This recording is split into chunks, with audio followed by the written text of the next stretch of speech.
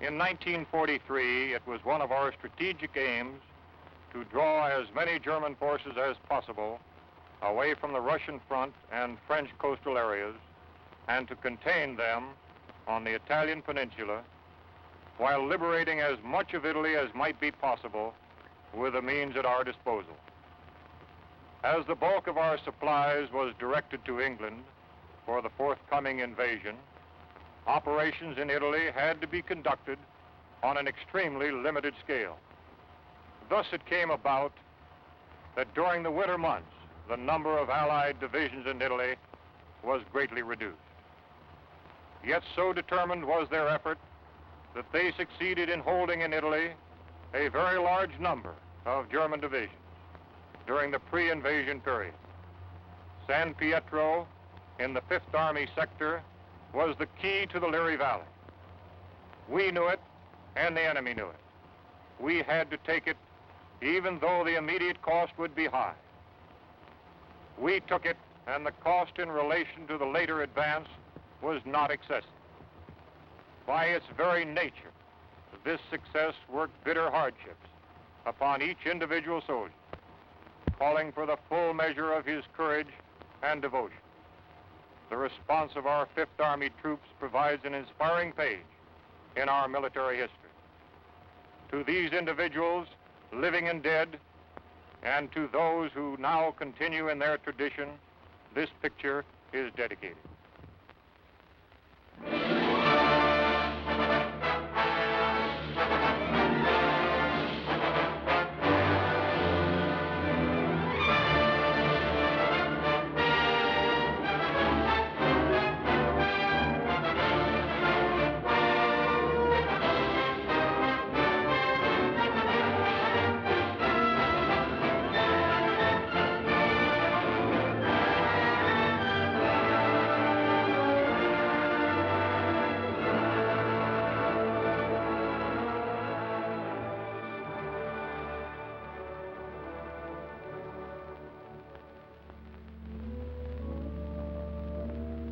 Liri Valley lies in the Italian Midland, some 60 miles northwest of Naples to some 40 miles southeast of Rome. A wide, flat corridor enclosed between 4 walls of mountains. In winter, the highest peaks of the Liri Range ascend into the snows, but the valley floor with its olive groves and ancient vines, its crops of wheat and corn, is green the year around. That is, in normal times. Last year was a bad year for grapes and olives, and the fall planting was late. Many fields lay fallow. There are 2 ways from the south into the valley. One, a narrow pass. The other, a high, scenic road over the mountains. They converge before the site of the ancient village of San Pietro, which for 700 years has stood at the threshold of Liri Valley, welcoming the traveler. The stones of its walls were quarried out of the parent hill from whose slopes it rises. Population 1,412 at the last census. A farming community. Patron saint, Peter. Point of interest, St. Peter's, 1438. Note, interesting treatment of chancel.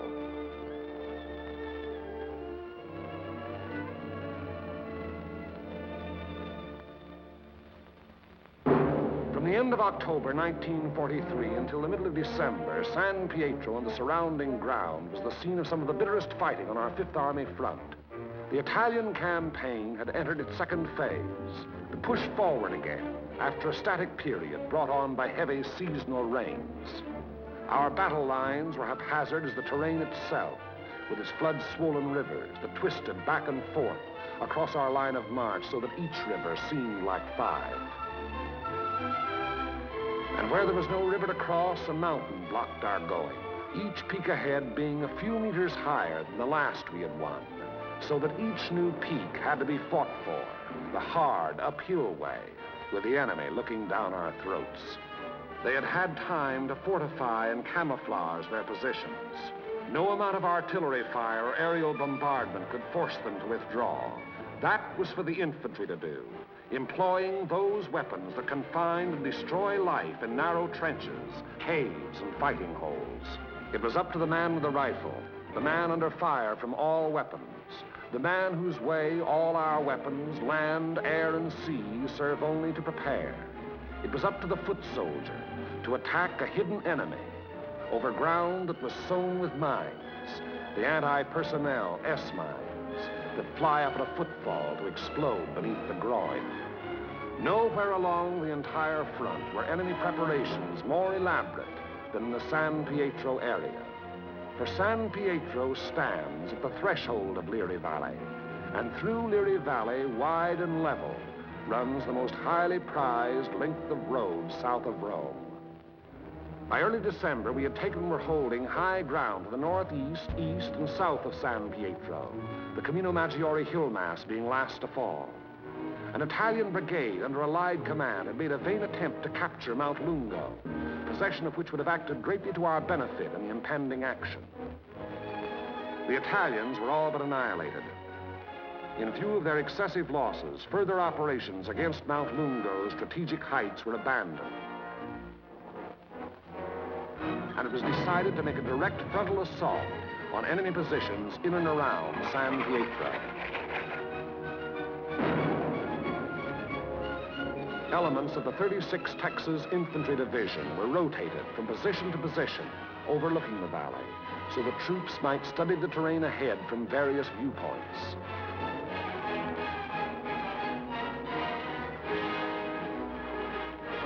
Patrol activity was continuous.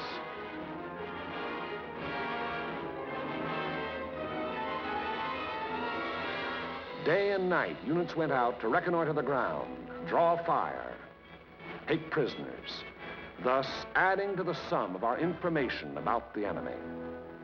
High points, Mount Lungo's 351 and Mount Simucro's 1205 and 950 were all manned in force. The town itself was strongly garrisoned with numerous mortar, machine gun, and heavy weapon emplacements. 4 enemy battalions were dug into a line of connecting trenches and mutually supporting pillboxes in depth that extended from the base of Mount Lungo, northeast across the valley floor to the base of Mount Simucro. Another battalion was organized to defend the high ground northwest of San Pietro. Areas before these positions were heavily mined and held a confusion of barbed wire and booby traps. On the afternoon before, D-Day and H-Hour were communicated to battalion commanders.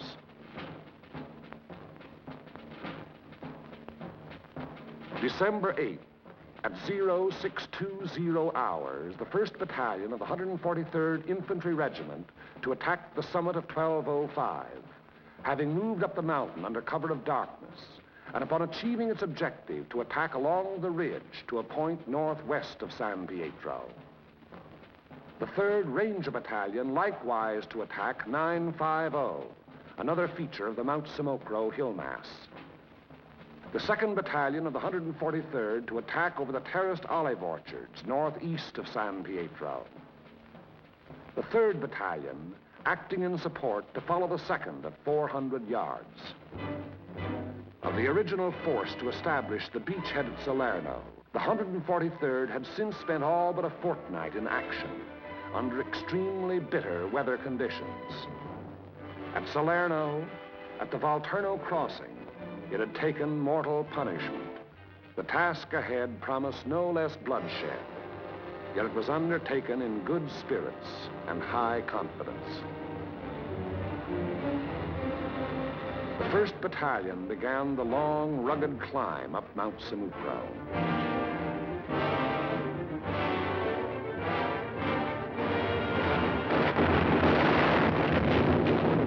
As night fell, our artillery opened up, and throughout the night hours, intense fire was laid down on the enemy's main line of resistance.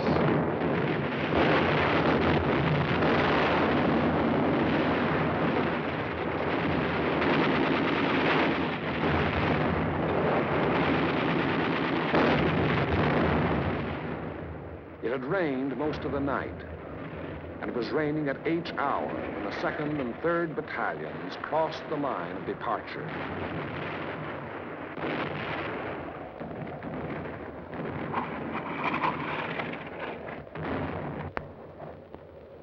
Some 200 yards forward, they encountered mines and automatic fire from pillboxes.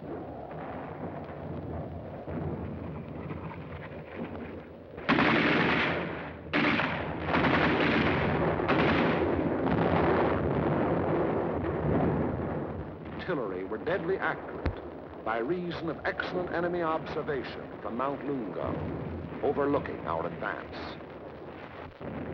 which continued another 200 to 400 yards.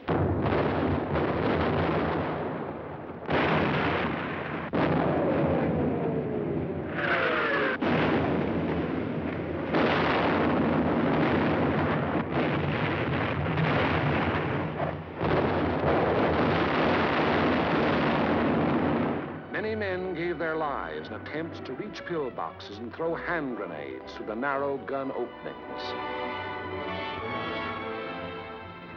The 3rd Battalion was committed.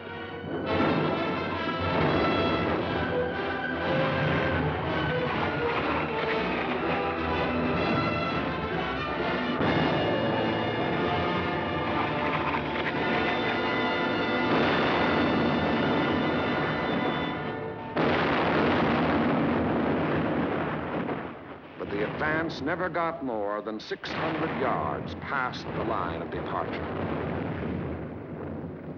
Our initial assault on San Pietro had been repulsed with heavy casualties.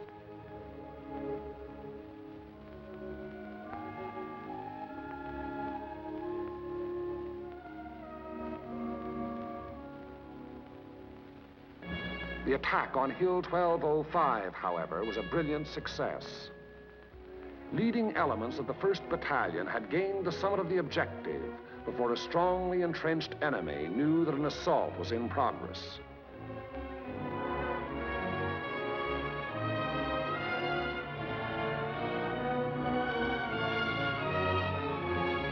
To the right of 1205, the 3rd Ranger Battalion had also captured its objective, but only after successive attacks and costly casualties. For on 950, the enemy was not taken unaware.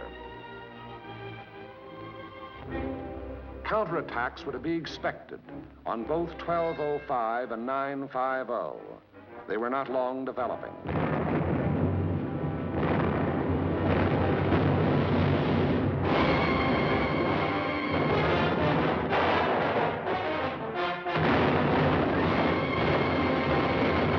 The first was launched during the early daylight hours, and even as it was beaten off, another took form.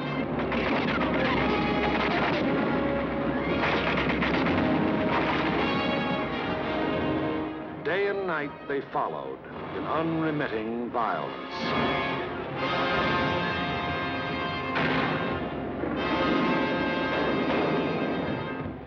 The toll of enemy dead mounted with each new attempt.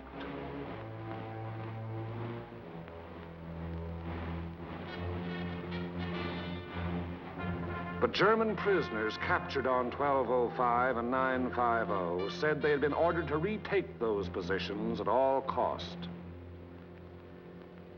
In addition to defending Hill 1205, the 1st Battalion, obedient to the field order, undertook the reduction of enemy defenses which were organized along the ridge running west.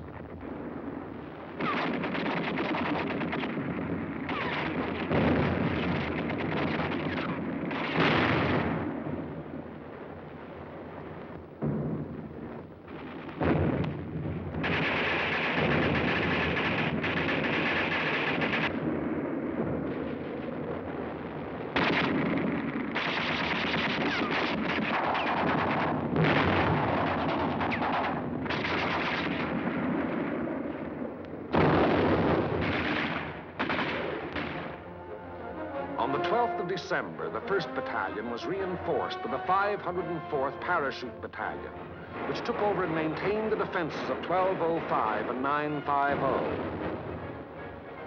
thereby enabling the 1st Battalion to throw its entire remaining strength into the assault along the ridge. But the 1st strength had dwindled and shrunk in the 5 days past, and there was now a question as to whether its existing numbers were sufficient to prevail.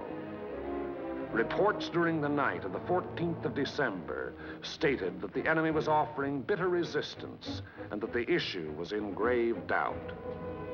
Meanwhile, on the olive terraces below, the 2nd and 3rd Battalions had twice again attempted to reach their objective. Both times they had come up against a wall of automatic weapon, mortar, and artillery fire. Volunteer patrols made desperate attempts to reach enemy positions and reduce strong points. Not a single member of any such patrol ever came back alive. Our attacking forces were furnished excellent aerial cover by Allied fighter patrols. But now and then, enemy planes were able to slip through and to bomb and strafe our positions, which to all purposes had remained unchanged since the 1st day. To break the deadlock, orders were given for a coordinated divisional attack. The 2nd and 3rd Battalions of the 143rd to proceed in the execution of the original orders. Acting in conjunction, Company A of the 753rd Tank Battalion to attack San Pietro from the east over the high road. 1 battalion of the 141st to attack over the flat valley floor. After nightfall on D-Day, the 142nd Infantry Regiment to attack Mount Lungo. The earlier decision not to attack those strategic heights having been reversed in view of the present critical situation. In preparation for the attack, all 5th Army artillery within range, including tanks and all tracks, was directed against San Pietro and the surrounding area.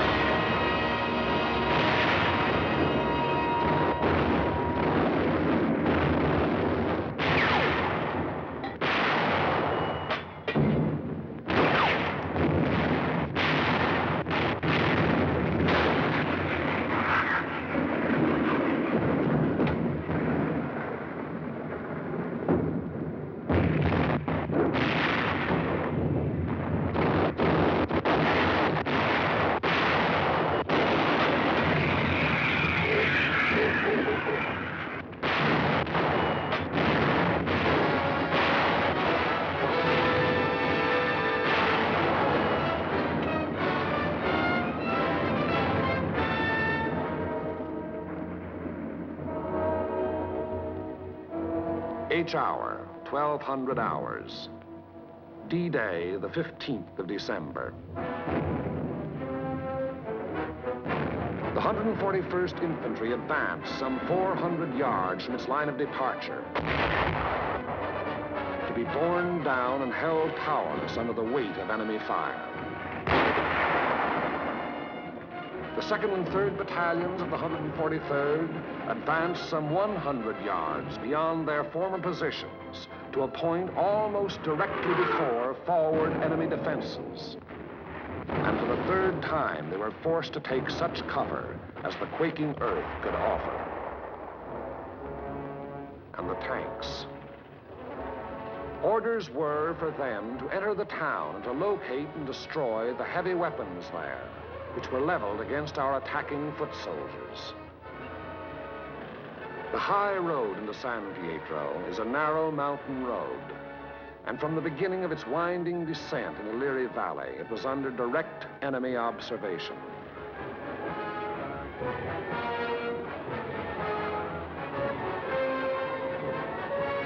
"16 tanks started down that road. 3 reached the outskirts of the town.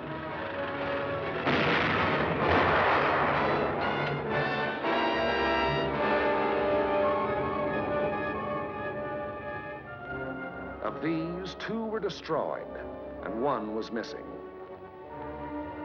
5 tanks were immobilized behind enemy lines, their crews having to abandon them. 5 tanks hit enemy mines within our lines and were thereupon destroyed by enemy gunfire. 4 tanks returned to the bivouac area.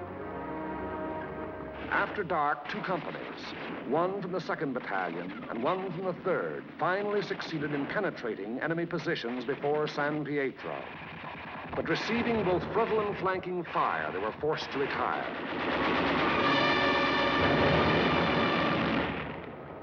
Company E having been reduced in strength to a handful of riflemen, and Company L faring little better.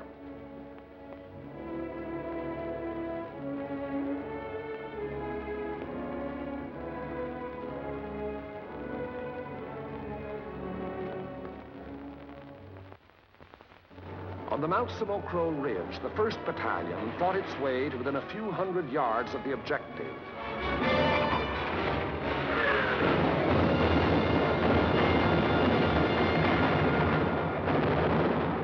But it had paid for ground gained at the rate of a man a yard, and it did not have strength to carry the fight any further forward. On Mount Lungo, however, despite bitter resistance, battalions of the 142nd, in successive waves, kept pushing upwards. Until, in the early daylight hours of the 16th of December, its foot soldiers had gained the summit and were wiping up what remained of a stubborn enemy. And that height proved to be a key position in the enemy plan of defense. For even as Mount Lungo fell, the enemy throughout the San Pietro area made preparations to withdraw. Almost invariably, the enemy will counterattack to cover a withdrawal. The first violent thrust was delivered within a few hours.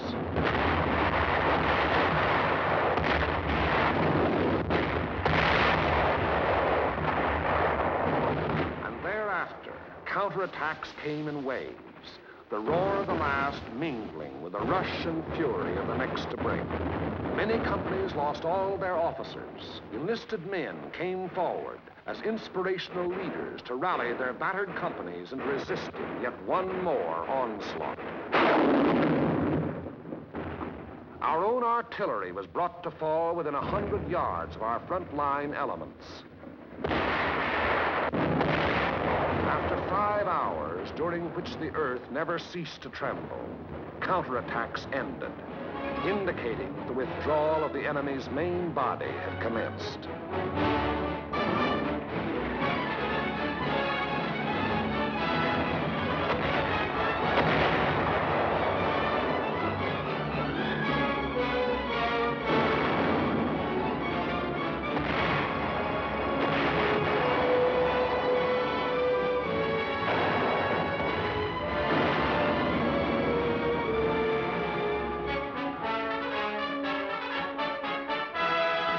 In an effort to maintain contact with the enemy, our patrols immediately pushed ahead.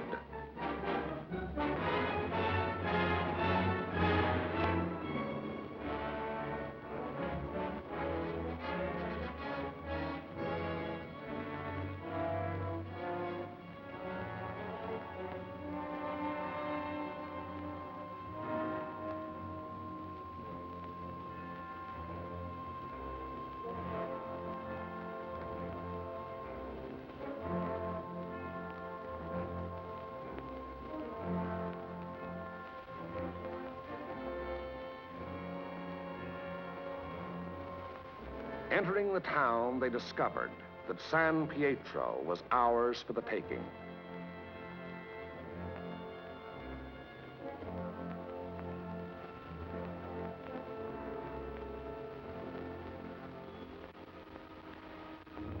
The 2nd and 3rd battalions, less than a rifle company in strength, weary to death who were alive, stumbled forward past San Pietro to consolidate gains and re-establish contact with the enemy, now taking up new positions some 5 kilometers beyond. That is the broad shape of the Battle of San Pietro, which was but the first of many battles in Liri Valley. It was a very costly battle. After the battle, the 143rd Infantry Regiment alone required 1,100 replacements.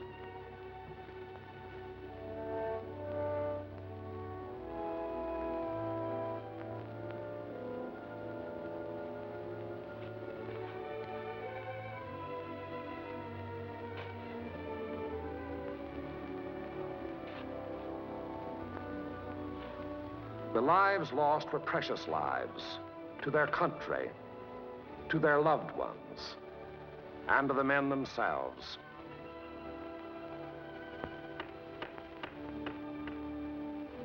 For the living of the 143rd Infantry Regiment, more than 100 decorations for acts of valor above and beyond the call of duty. Many among these you see alive here have since joined the ranks of their brothers in arms who fell at San Pietro. For ahead lay San Vittore and the Rapido River and Cassino, and beyond Cassino more rivers and more mountains and more towns, more San Pietros, greater or lesser, 1,000 more. As the battle passed over and beyond San Pietro, westward, townspeople began to appear, coming out of their caves in the mountains where they had stayed in hiding during the enemy occupation. They were mostly old people and children.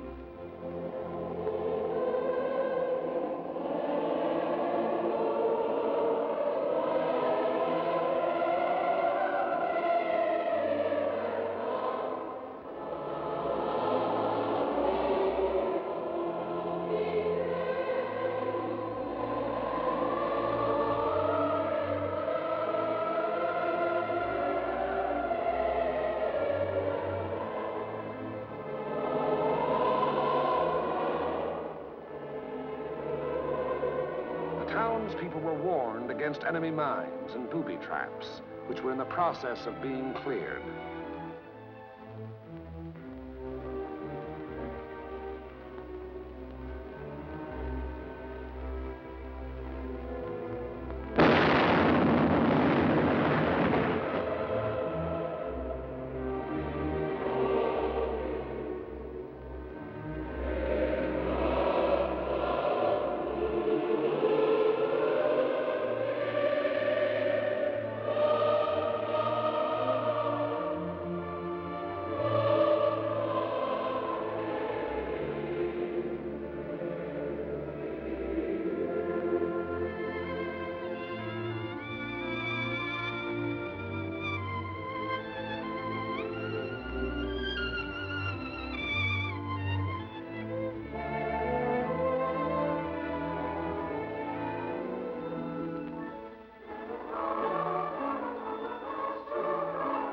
Children are able to forget quickly. Yesterday they wept. Today there are smiles and even laughter.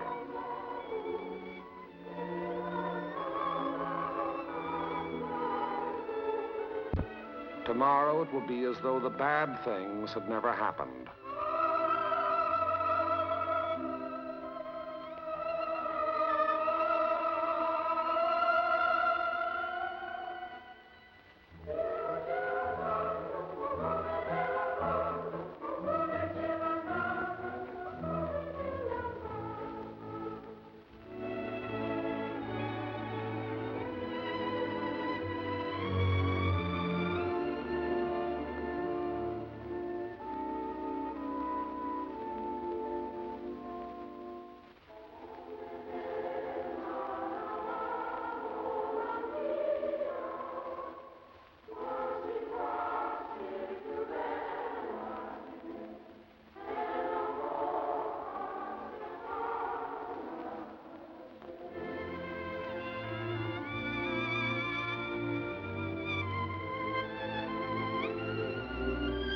Living was resumed in San Pietro.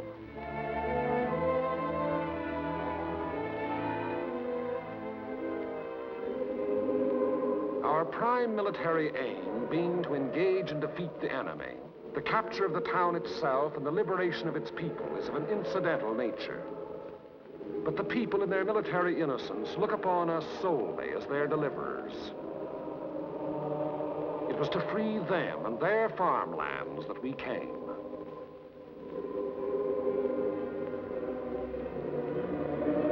Behind our lines, southwest to the sea, the fields are green with growing crops planted after our coming by other people of other towns who believed likewise.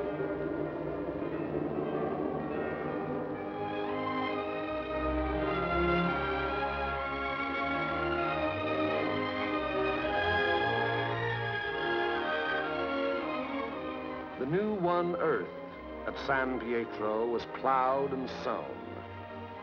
It should yield a good harvest this year.